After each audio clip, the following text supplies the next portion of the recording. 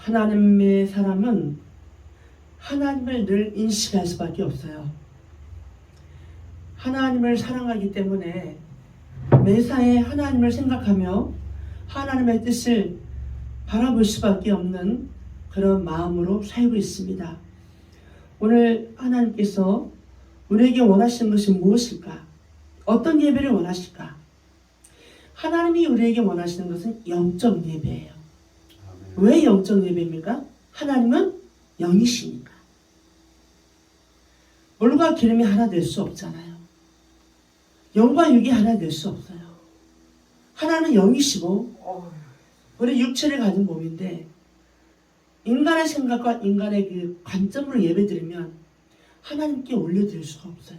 하나님은 우리에게 오늘도 영적 예배를 드려라. 아멘.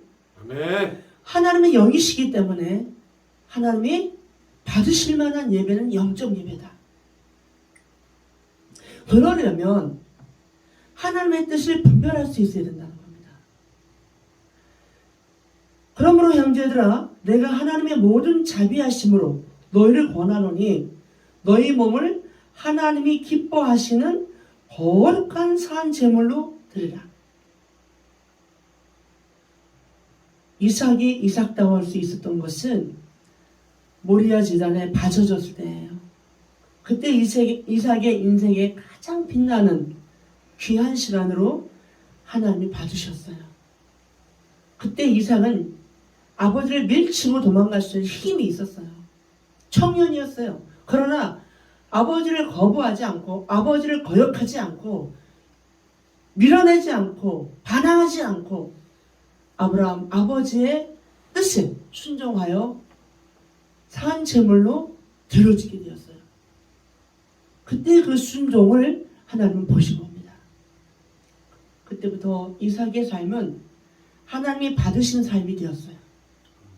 여러분, 저와 여러분은 어떻게 살아야 하나님의 나를 받으시는 삶을 살 수 있을까요? 영적 예배를 드리는 삶, 영적으로 기도하고 영적으로 찬양하고 영적으로 하나님을 감동시키는 삶을 살아내는 삶. 그러려면 너희 몸을 하나님이 기뻐하시는 거룩한 산제물로 드리라는 거예요. 바로 이삭이 우리가 보았던 아주 대표적인 그러한 모습이었어요. 순종하여 나를 드리는 삶. 여러분, 말씀에 순종하여 나를 드리는 삶이 얼마나 아름다운지 몰라요. 하나님은 수많은 사람들을 보시면서 가장 눈에 띄는 사람이 누구겠어요?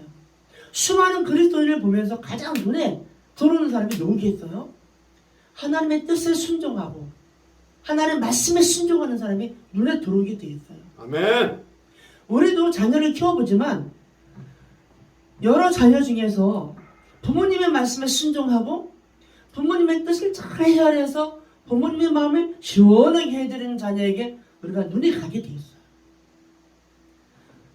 어린아이라도 지혜로운 아이는 아버지의 마음을 감동시키는 것을 어떻게 말할 수 있을까라고 생각을 해요. 때로는 용돈을 받기 위해서 구두를 닦기도 하고, 때로는 어머니에게 칭찬받기 위해서 어머니의 일손을 돕기도 하고, 그러면서 어머니의 마음과 아버지의 마음을 헤아려서 기쁘시게 하려는 그런 마음을 가지고 행동할 때 어머니 눈에, 아버지 눈에 그 아이가 눈에 띄는 거예요. 우리는 너무 게을러요. 너무 쉽게 살려고 그래요. 고난을 싫어해요. 어려움을 싫어해요. 감나무 밑에서 맛있는 감이 열렸다고 떡하니 누워서 입 벌리고 있다고 감이 내 입으로 떨어지는 거 아니거든요. 세상 다 내 마음대로 되는 게 아니거든요. 하나님이 내 마음대로 해주길 바라면 안 되는 거예요.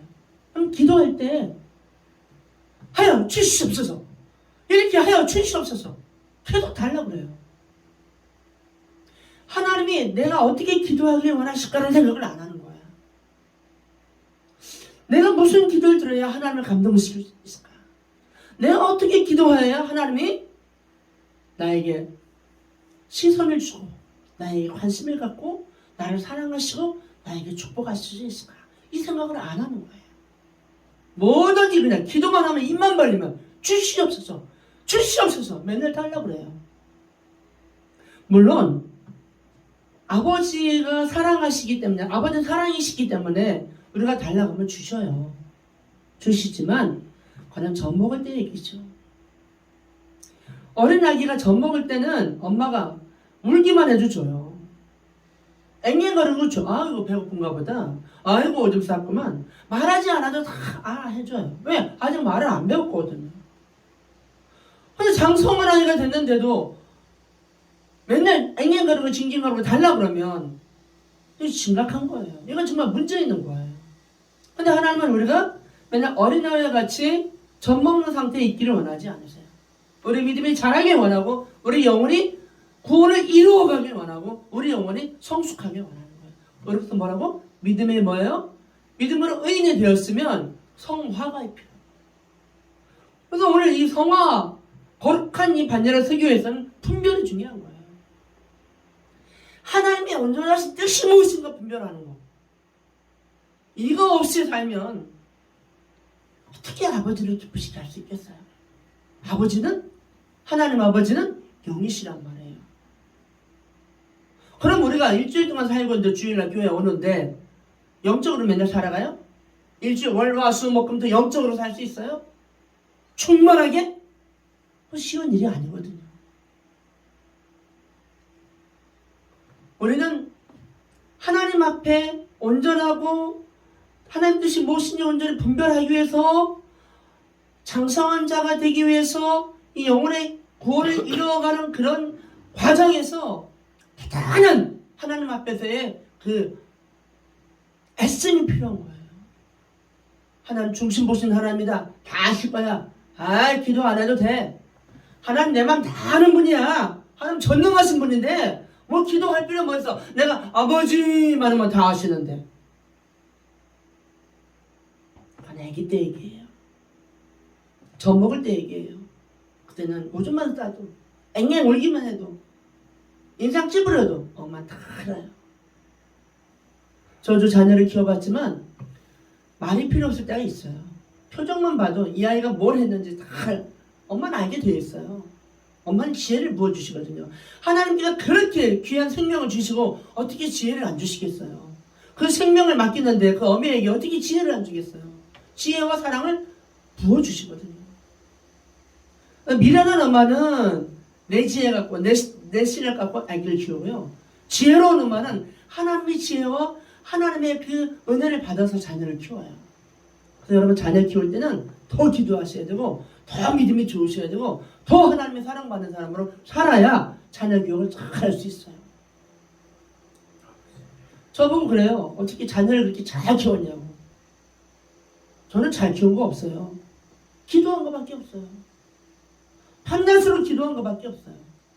또 한 가지, 어떻게 이렇게 자녀를 잘 키웠냐고. 3명 다 그렇게 잘 키웠냐고. 정말 잘 키우셨다고 칭찬해요 저한테. 뭐라고요? 저는 이렇게 말해요. 저는 한 번도 이 아이들을 내 자녀라고 생각한 적이 없습니다. 하나님이 내게 맡긴 선물이고 내게 맡긴 그 청지기의 삶에 저는 살았을 뿐입니다. 그래서 저는 뱃속에서 태내에서부터 아버지께 드렸습니다. 내 것이 아니기 때문에. 그러면요 욕심 부릴 필요 없어요. 자녀한테 집착할 필요 없어요. 자녀에게 요구할 거 없어요. 그냥 무조건 하나님의 지혜와 성령의 지혜와 성령의 은혜와 성령의 사랑으로 잘 양육하면 돼요. 나는 양육 받은 청지기예요.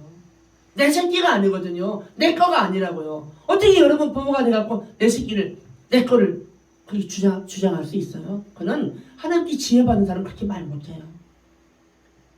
여러분 분별하는 게 굉장히 중요해요. 자녀 교육도 물론 분별하는 게 굉장히 중요하고 우리가 살아가는데도 분별이 중요하고요. 하나님을 기쁘시게 하는데도 정말 분별을 잘해야 하나님이 무엇을 기뻐하시는지 무엇을 싫어하는지 알 수가 있단 말이에요.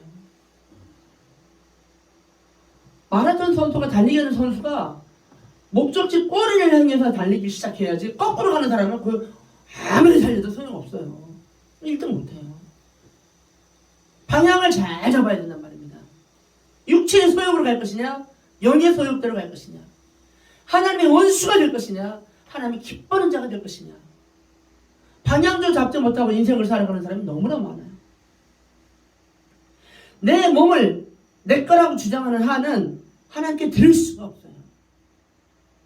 여러분 자살 왜 하는지 아세요? 내가 주인인 줄 알고 자살하는 거예요. 내가 내 마음대로 할 수 있다고, 내가 내 거라고 생각하고 내 마음대로 나를 죽일 수 있다고 생각하고 양먹어 주는 거고 떨어져 주는 거예요. 이거는 근본적으로 하나님과 나와의 관계가 회복되지 않아서 그래요.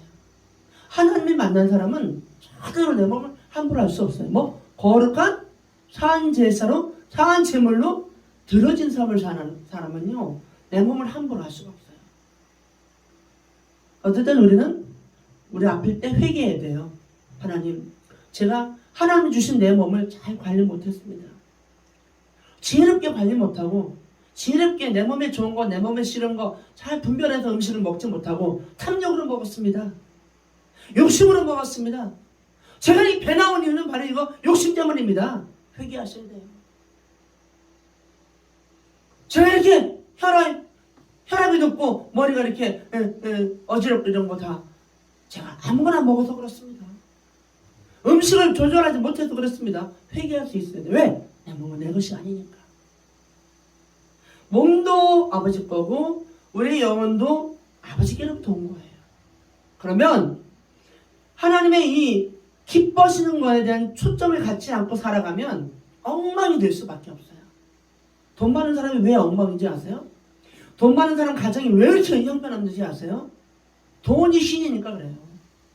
돈이면 다 되거든요. 돈들 안 되는 게 뭐가 있어요? 자동차 살 수 있지, 집 살 수 있지, 뭐 여자들 맘대로 막 그냥 갈아치울 수 있지. 돈으로 다 되거든요. 그러니까 뭐예요? 그 사람은 돈이 신인 거예요. 하나님의 나의 신이 아니고, 하나님의 나의 창조주가 아니고, 돈이 신이니까 그 사람은 엉망이 될 수밖에 없어요. 맨날 싸우고요. 맨날 다투고, 시끄러운 일이 일어나고, 너무 먹어갖고 몸에 막 엉망이 돼서 나중에 보리밥만 먹어야 되고. 돈이 신이면 그런 삶을 살 수밖에 없어요. 여기 보면 2절에 너희는 이 세대를 본받지 말고, 바로 이 세대가 돈을 신으로 삼는 사람들의 삶이에요. 지금 이 세상은 돈이면 다 돼요. 안 되는 게 어디 있어요. 갖고 싶은 거 다 가질 수 있고요. 좋은 거, 비싼 거, 최고 뭐 브랜드 있는 거, 메이커 있는 거 다 살 수 있어요. 가면 사면 되잖아, 돈으로. 근데 뭘 살 수 없어요? 영적인 거 살 수 없어요. 영적인 건 세상에서 주는 게 아니에요. 하늘로부터 오는 거예요. 아버지께로부터 오는 것은 세상이 줄 수 없어요. 이 세대를 본받지 말라는 거예요. 돈을 사랑하는 사람들을 본받지 말라는 거예요. 누구를 사랑하라? 하나님만을 사랑하라. 이 세상의 모든 것은 보너스로 주신다. 돈을 따라가면 망하지만 하나님을 따라가면, 하나님을 순종하면 돈은 따라오게 돼 있어요. 나 좀 써줘. 나 당신 따라갈 거야. 돈이 따라온다니까요. 필요 없어. 아무리 돈을 무시해도요, 막 돈이 막 따라오게. 이런 삶을 살아야 영권 있는 삶이에요. 매일 그러면서 막 그냥 세상을 따라가면서 막 세상 부러워하면서 막 이 세대를 막 본받으면서 살다 보면 엉망이 되는 삶을 살게 될 수밖에 없어요. 왜? 순서가 잘못되어 있으니까. 방향이, 내가 인생을 살아가는 인생의 방향이 잘못되어 있으니까.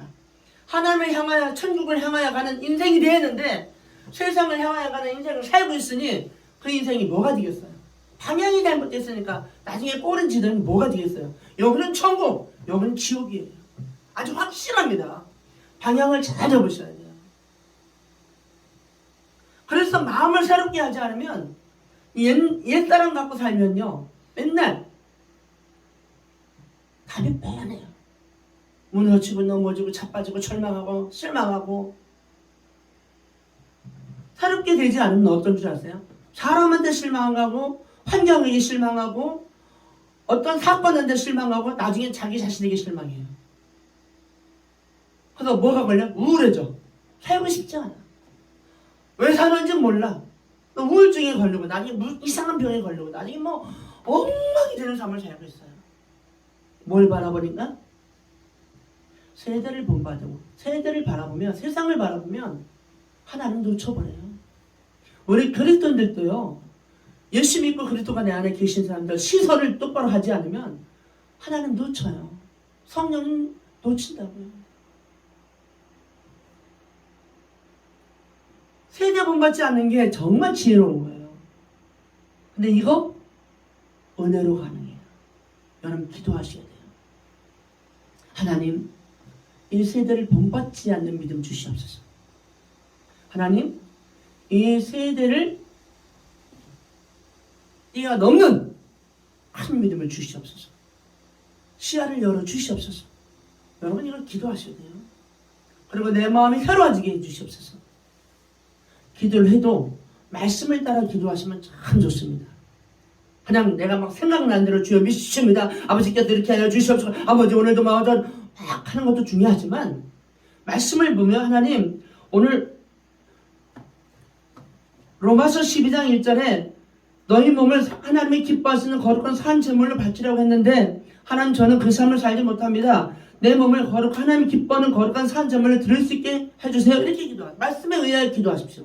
그 다음에 영적 예배를 드릴 수 있도록 은혜 주십시오. 오늘 주일입니다. 오늘 내가 예배 드리려고 하는데 영적 예배를 드릴 수 있도록 하나님 은혜 주십시오. 이렇게 기도하는 거예요. 그 다음에 또 하나님 이 세대를 본받지 말라고 했는데 저는 내 마음을 한없이 난 세상을 향하여 가고 있습니다. 내가 내 마음을 걷잡을 수가 없습니다. 저는 돈 버는데 눈이 막 다 거기로 다 신경이 가고 있습니다. 하나님 이 마음 붙잡아 주시옵시고 이 세대 본받지 않게 해주셔서 거룩하게 해주세요. 말씀에 의하여 기도하는 거. 오직 내 마음을 새롭게 함으로 변화를 받아. 하나님 저는 변화되어야 됩니다. 이 당사는 안 됩니다. 내 마음 새롭게 해주세요. 말씀에 의지하여 기도하는 거. 아주 능력이 있어요. 마귀가 아주 무서워하는 거예요. 우리 기도할 때 마귀가 얼마나 우리 기도를 채가는지 아세요? 그래서 방언 기도하는 거. 방언 기도는 마귀가 못 알아듣잖아요. 방언 기도하고 막 그냥 열심히 기도하고 여러분 기도하지만 여러분 이 말씀에 의지하여 기도하는 것은 마귀가 손 못해요. 왜? 말씀이 능력이고 권세거든요. 하나님이 선하시고 기뻐하시는 뜻이 무엇인지 저는 모릅니다. 미련해서 모릅니다. 하나님이 기뻐하시는 온전한 뜻이 무엇인지 분별할 수 있도록 분별력을 주시옵소서. 말씀에 의지하여 기도하는 거예요. 얼마나 정확한지 몰라요. 그러면 중언부언 할 필요 없어요. 그리고 지금 말씀에 의하여 기도하는 것은 거의 다 영적 기도예요. 탐욕의 기도가 아니에요. 3절에 보면 내게 주신 은혜를 말미암아 너희 각 사람에게 말하노니 마땅히 생각할 그 이상의 생각을 품지 말고. 이게 뭐냐? 주제 파악을 하는 거예요. 사람이 자기 분량이 있어요. 마땅히 생각할 그 사람이 분량이 있는데 자기 분수를 넘어서지 말라는 거예요. 그 이상의 생각을 품지 말라. 이거 뭐라? 그 이상의 생각. 내게 주신 그 마땅히 생각할 그 이상의 생각이 뭡니까? 분수를 넘는 거예요. 그거 뭐라? 우리 어른들이 뭐라 그래? 분수라 그래. 분수. 분수를 넘어서는 거예요. 자기의 그 주제를 넘어서는 걸 분수라고 그래요. 품지 말고 어제 하나님께서 각 사람에게 나누어 주신 믿음의 분량대로 지혜롭게 생각하라. 믿음의 분량이 얼마나 중요한지 몰라요. 믿음에 큰 사람이 있고요.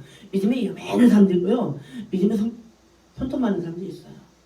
믿음이라고 다 믿음이 아니에요. 믿음의 분량이 있단 말이에요. 큰 믿음이 있고요. 큰 믿음은 그냥 되는 게 아니에요. 얼마나 많은 연단과 고난과 어려움과 이 모든 그런 고난의 통로를 통과하고 터널을 통과해서 큰 믿음이 된 것이 하루아침에 큰 믿음이 된 사람 한 명도 없어요. 여러분 왜 이스라엘 백성을 일주일이면 갈 수 있는 가나안을 왜 40년간의 고난을 왜 허락하셨어요? 이 믿음의 분량을 키우고 하나님을 알게 하기 위해서. 이집트에서 살 때 하나님 만날 기회가 별로 없었잖아요. 그래서 하나님께서 너무 급하니까 열제함을 허락하신 거예요. 하나님을 알게 하시려고. 왜? 애굽에서 이들은 뭐예요? 애굽에 섬기는 신을 함께 섬겼단 말입니다. 물론 중심에 우리는 히브리 민족이다. 이건 있었지만 문화적으로 그걸 경험할 수가 없었어요.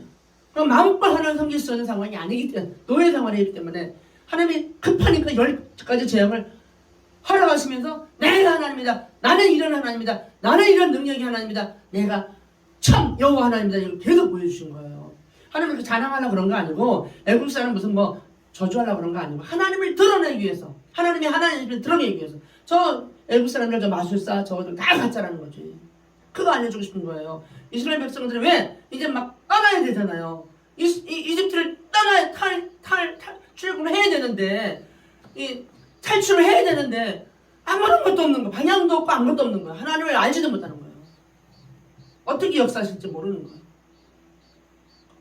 조금이라도 하나님이 보여주고 싶어서 알게 하고 싶어요. 그러고 출애굽했지만 그 가나안 땅에서도 뭐예요? 연단하시고 하나님 없이 살 수 없는 하나님만 의지하고 살아가는 법을 가나안을 통해서 광야를 통해서 배우게 하시는 거예요. 열심히 있고 뭐가 잘 된다. 열심히 있고 막 형통하다. 우리는 그걸 굉장히 좋아하거든요. 저도 그랬어요. 저도 열심히 되면 막 만사형통인가 하는 줄 알았어요. 다 잘 되는 줄 알았어요. 어머나 어느 순간에 되니까 그렇게 은혜 받고 그렇게 성령 충만하고 그렇게 영사 충만하던 내가 고난의 통로를 지나기 시작하는데요. 그 터널은 얼마나 긴지 얼마나 어두운지 한 치 앞도 내려볼 수 없어요.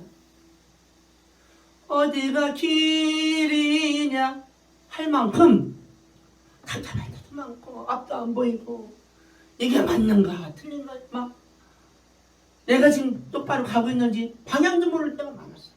어둠의 그 긴 터널, 고난의 터널. 그러나 통과하고 나면 찬란한 빛이 은혜의 하나님이 믿음의 분량을 크게 만들어서 하나님의 사람으로 세우시려고 하나님의 섭리 가운데 우리를 이끄시는 것을 믿으시기 바랍니다. 아멘. 모세는요 바로의 아들로 궁에서 부족함이 없이 살았어요.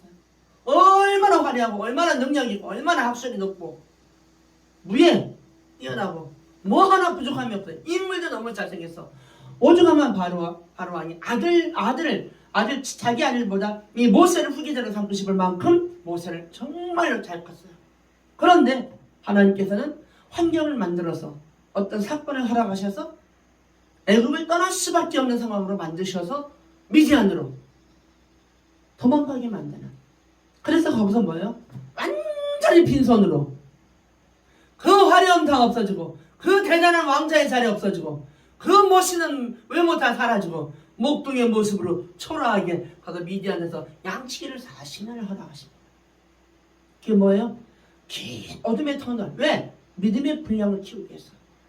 믿음의 분량을 크게 하기 위해서 그 어둠의 터널, 연단의 터널을 지나가게 하는 거예요.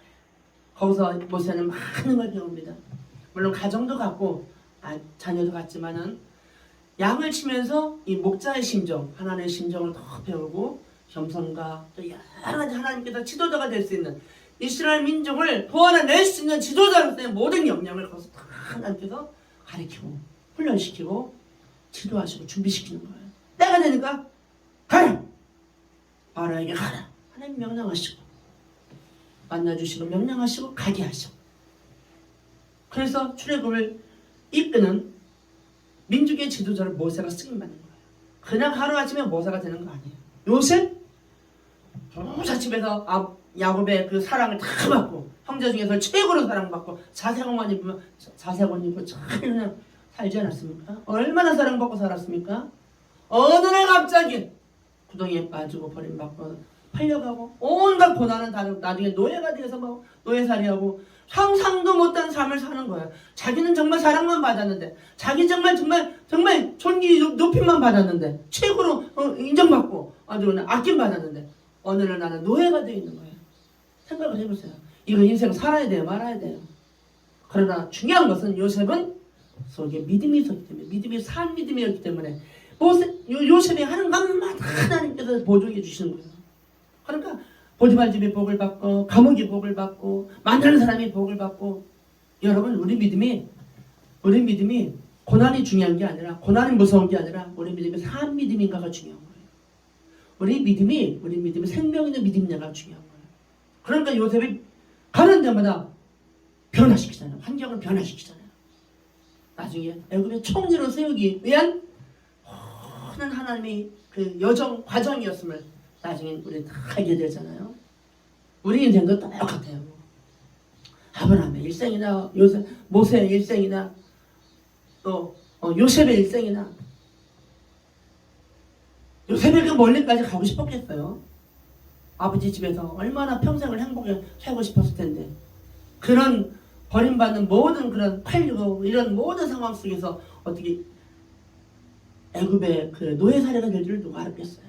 그러나 그 모든 것은 하나님이 허락하셔서 애굽의 총리로 세우셔서 이 민족을 이끌기 위한 놀라운 섭리와 비밀이 있었음을 우리는 다 나중에 또 성경에 알게 되잖아요. 깨달으셔야 돼요. 성경을 보면 그 요셉한테 일어난 일이지 요셉의 믿음이 좋으니까 이러시면 안 돼요. 그것을 통하여 나를 보셔야 돼요. 나도 요셉의 믿음을 갖고 요셉처럼 믿음으로 견뎌내고 이걸 승리할 때 하나님 이렇게 축복하시겠구나. 나도 그 믿음을 가져야죠. 아니 요셉은 요셉이고 나는 나요. 아니 아브라함은 아브라함이고 나는 나요. 아유 나는 소용없어. 이러지 마세요. 이 세상에 하나님 앞에 소용없는 사람 한 명도 없어요. 위대한 걸작품들만 이 땅에 보내신다니까요. 저와 여러분 스스로가 작아지는 거지 하나님이 여러분을 그렇게 하지 않으세요. 아주 위대한 걸작품으로 아주 훌륭한 하나님의 사람으로 여러분을 기대하고 계신단 말입니다. 그러기 위해서는 우리가 자기 믿음의 분량대로 지혜롭게 생각하고 지혜롭게 판단하고 그리고 지혜롭게 행동하셔야 돼요. 이 지혜가 얼마나 중요한지 몰라요. 머리를 이고만 다니면 안 돼. 이거 머리는 뭐예요? 생각해야 돼요. 무슨 생각? 미련한 생각하면 안 돼. 지혜로운 생각을 해야 돼. 이 지혜도 두 가지예요. 땅의 지혜가 있고 하늘의 지혜가 있어요. 내가 얻은 수많은 삶의 그 경험이나 얻어서 경험해서 얻은 지혜가 있고 하늘로부터 내려오는 그 성령의 지혜가 있어요. 이 위에서부터 오는 내려오는 지혜는 뭐예요? 우주적이에요. 시야가 넓게 보일 수 있어요. 이 지혜는 아무도 이거는 방해할 수가 없어요. 근데 땅의 지혜는 한계적이에요. 내가 공부한 것만, 내가 경험한 것만, 내가 체험한 것만, 들은 것만 거기에서 지혜가 나기 때문에 아주 한계적이에요. 제한적이에요. 그래서 사람들은 뭐예요? 예수를 모르는 사람들은 자기 지혜로 자랑하려고 얼마나 노력하는지 몰라요. 책도 많이 보고 막 경험도 많이 하고 여행을 많이 해야 된다. 나 여행도 많이 하고 막 얼마나 애쓰는지 몰라요. 큰 그릇 큰 분량을 가진 사람을 만들기 위해서. 그러나 그보다 더 소중한 것은 물론 그것도 소중하겠지만 하나님께로부터 위에서부터 부어주신 그 지혜, 우주적인 그런 지혜, 그런 분량과 그런 분별력과 그런 그 가치관을 가질 수 있는 그런 우주적인 그런 생각을 할 수 있는 그런 지혜, 아주 넓고 깊습니다. 위에서 주시는 것은 그랬습니다. 그래서 위에서 지혜를 받은 사람들은요 통찰력이 있어요. 아멘. 뭐 이렇게 머리로 막 굴려서 하지 않아요. 딱 보면 딱 통찰력이 있어요. 그러니까 우리가 기도할 때도 위에서부터 주시는 그 성령의 지혜를 여러분 사모하셔야 돼요. 아주 인생을 살아가는데 최고 중요한 겁니다. 지혜를 구하지 않고 그냥 내 지혜로 살아가려고 그러면 미련하고 어리석고 넘어지고 자빠지고 얼마나 실수가 많은지 몰라요. 결혼 생활에 실패했는 사람이 있지 않습니까? 내가 한 번만 알았더라면 이렇게 안 살았을걸. 내가 좀 더 지혜로웠더라면 내가 저 여자를 선택하지 않았을걸. 내가 조금만 내가 더 생각이 깊었더라면 내가 이 판단을 하지 않았을걸. 이 집을 사지 않았을걸. 여러 가지 우리가 깨닫는 것들이 있지 않아요? 내 생각에는 한도가 있어요.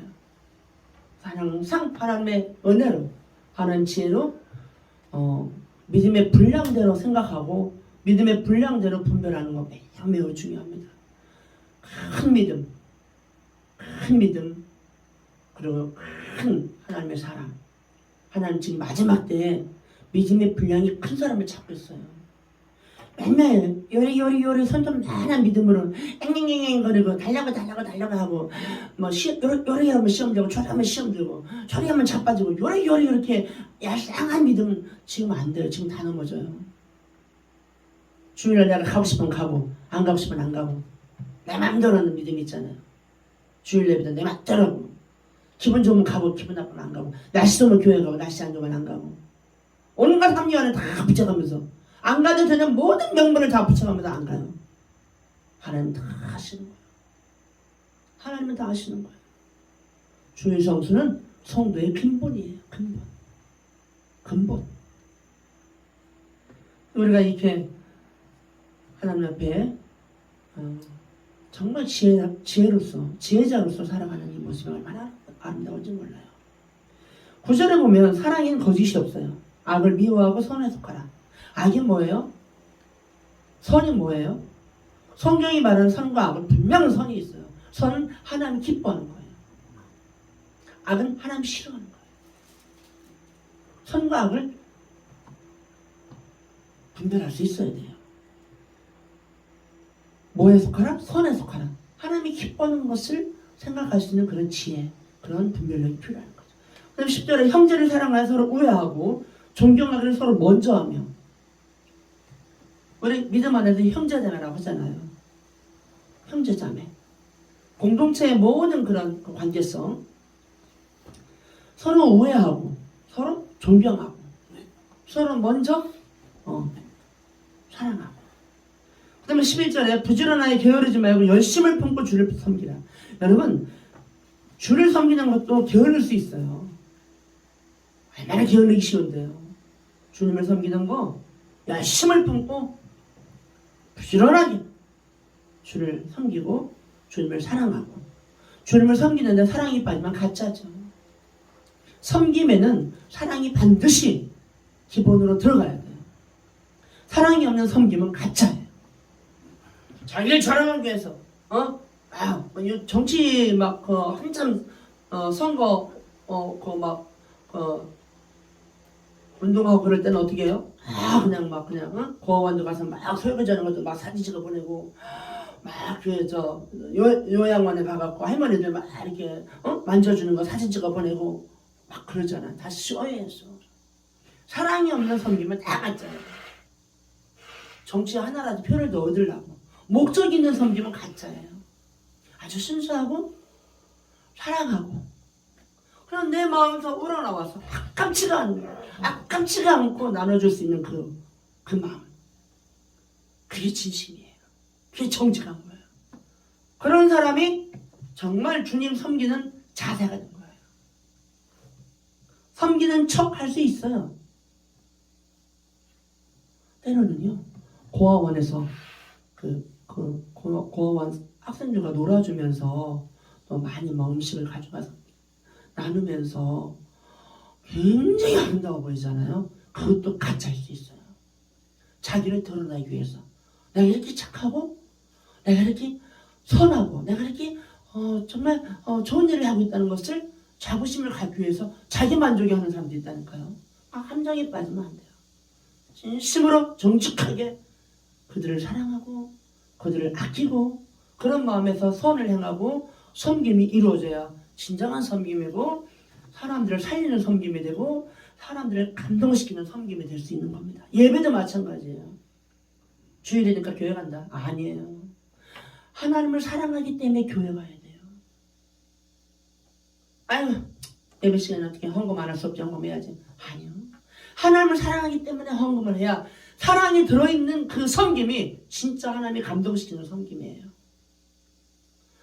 내가 장로가 돼갖고 봉사 안 하면 안 되지. 내 측면이 뭐가 돼. 사람들이 내가 이렇게 내가 무슨 장인데 국회의원인데 내가 이렇게 장로하면서 주차장 관리 그런 거 하면 나를 굉장히 귀하게 보겠지. 이런 마음으로 하면 안 돼요. 진심으로 정말 정직한 마음으로 하나님을 위해서 내가 뭔가 섬기고 내 마음을 낮추고 싶은 마음, 그런 낮춰서 섬길 수 있는 그 마음이 있을 때 그 진짜예요. 사람들은 속아요. 저분 대단한 분인데, 저 재판, 법관이 저 주차장 관리하고 있네. 다 속아요. 하나님은 다 아세요. 너 가짜야. 너의 섬김은 가짜야. 의선이야. 다 알아요. 이번에 우리 수련회 때 우리 청년들이 그냥 미리 와서, 진짜 본티 모기 전에 미리 와서, 내가 이름을 특수부대라고 지었어요. 그들이 얼마나 많은 그런 고생을 했는지 몰라. 만약에 그들이 가짜였다면, 그 섬김이 가짜였다면 불평, 원망, 막 그냥 인상 찌그리고 막 짜증내고 막 별일을 다 했을 거예요. 근데 그 섬김이 진짜였다는 증거가 뭐냐? 그들의 얼굴에 막 얼마나 기쁨이 충만했는지 몰라요. 이거 보고 내가 진짜라는 거 알았어요. 가짜 사랑이 없는 섬김은 짜증나고요. 얼마나 힘들었는지 아세요? 짜증 10번 100번 나도 될 만큼 힘들었어요. 힘들고 어렵고 지치고 덥고 세상에 어려운 그런 상황이었는데 어쩜 그렇게 하나같이 얼굴이 그냥 기쁨이 충만하고 땀이 뻘뻘 흘리고 옷이 다 젖었는데 그게 바로 진짜라는 증거예요. 찬양을 불러도 기쁨이 충만하면 하나님 받으신다는 증거고요. 내가 하나님께 예배드리고 나서 은혜가 충만하고 내가 마음이 기쁘면 하나님께 내가 예배를 상달됐다는 그 증거예요. 우리가 기쁨이 열매를 기쁨을 보면 아는 거예요. 내가 착한 일을 했는데 기쁘지 않다? 그건 아닌 거예요. 거짓이에요. 자기가 자기를 속인 거예요. 정직하지 않은 거예요. 하나님은 얼마나 정직한 거 중요하신데요. 하나님은 얼마나 진실한 사람을 귀해 보는데요. 정직과 진실을 같이 가야 돼요. 크리스찬은 정직과 진실이 없다? 정직과 진실이 없는 크리스찬 가짜예요. 가짜. 속지 마세요. 정직하고 진실한 그 믿음이 진짜예요. 열심히 열심을 품고 주를 섬기는 게 옳지만 그 열심히 육신의 열심히 되면 안 된다는 거죠. 믿음에 열심히 해야 되고 영적인 열심히 해야 되고 정직하고 순수하고 진실한 그러한 충성해야 된다는 겁니다. 여러분 자기 자신을 잘 분별하셔야 돼요. 마귀는 계속 우리를 속이고 우리를 함정에 빠지게 하려고 우리를 아주 기가 막히게 속여요. 속지 마세요. 마귀 속이는 자예요.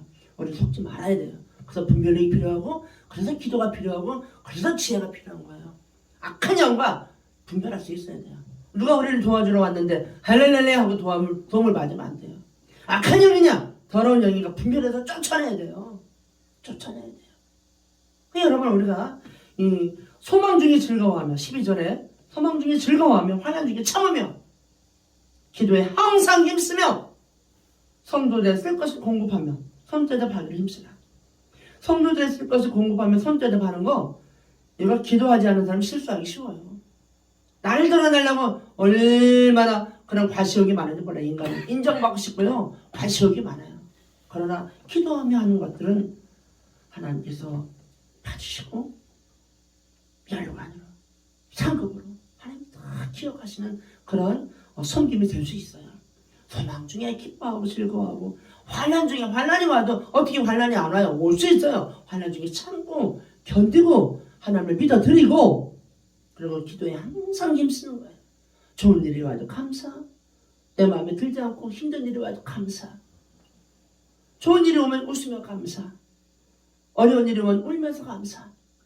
하나님 너무 힘들어요. 그래도 감사해요. 울면서도 감사할 수 있어요. 눈물은 나지만 그래도 감사할 수 있어요. 왜? 믿음으로 감사는 믿음으로 할 수 있으니까. 내 육체는 힘이 들어서 눈물이 나는 건 정상이에요. 눈물이 나는 건 그럴 수 눈물 날 수 있어요. 고통스러울 수 있어요. 아플 수 있어요. 내가 사랑하는 사람 떠나보내는 거 원치 않아요. 아플 수 있어요.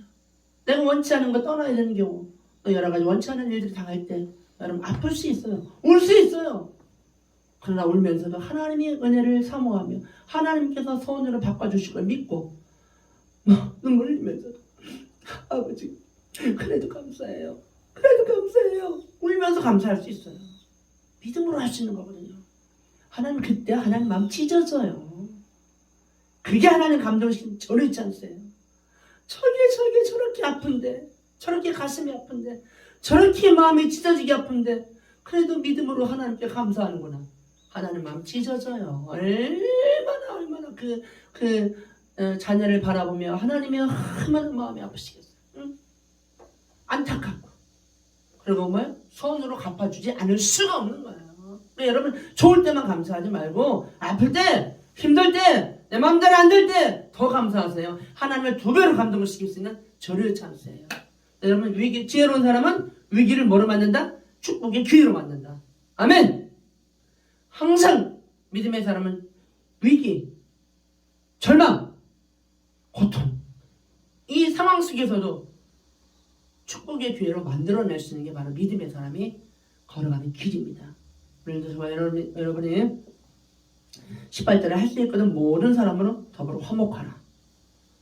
이렇게 소망 중에 즐거워하고 환난 중에 참고 기도에 항상 힘쓰며 봉사하며 섬기는 사람은 모든 사람 앞에 화목하게, 모든 사람과 정말 화목하게 살 수 있는 그런 덕이 있어요.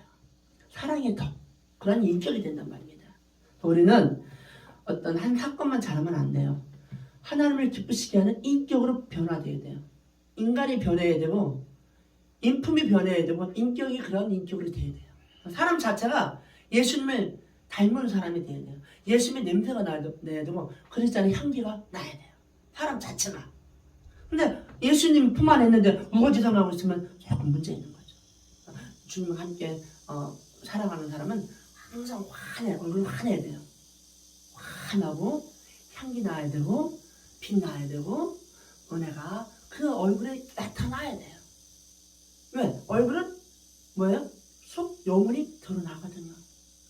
그래서 여러분이 비록 우리가 사는 동안에 힘들고 어려움이 있지만은 믿음의 모습이, 믿음의 분량이, 믿음의 향기가 나를 통하여 퍼져나갈 때 주변의 모든 일들이 내가 뭘 해서가 아니라 정화되고 거룩해지고 함께 모든 것들이 변화를 받아가는 그런 놀라운 영적 일들이 일어날 수 있기를 주의 이름으로 축복합니다.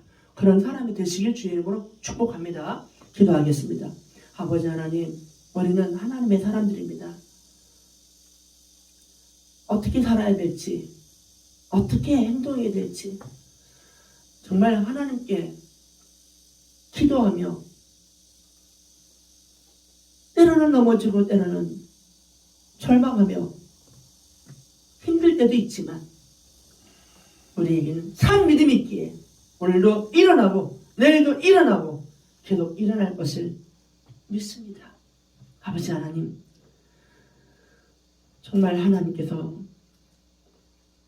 거룩한 산재물로 받기 원하시고 영적 예배 드리기 원하시고 이 세대 본받지 말고 새로워지기 원하시는 하나님의 그 마음을 우리가 깨달아 그런 삶을 살 수 있도록 살아드릴 수 있도록 정직하고 진실하고 순수한 믿음으로 하나님을 섬겨드릴 수 있도록 우리의 심령을 축복하시고 하나님 영광 받아 주시옵소서. 바로 가신 예수님의 이름으로 기도하옵나이다.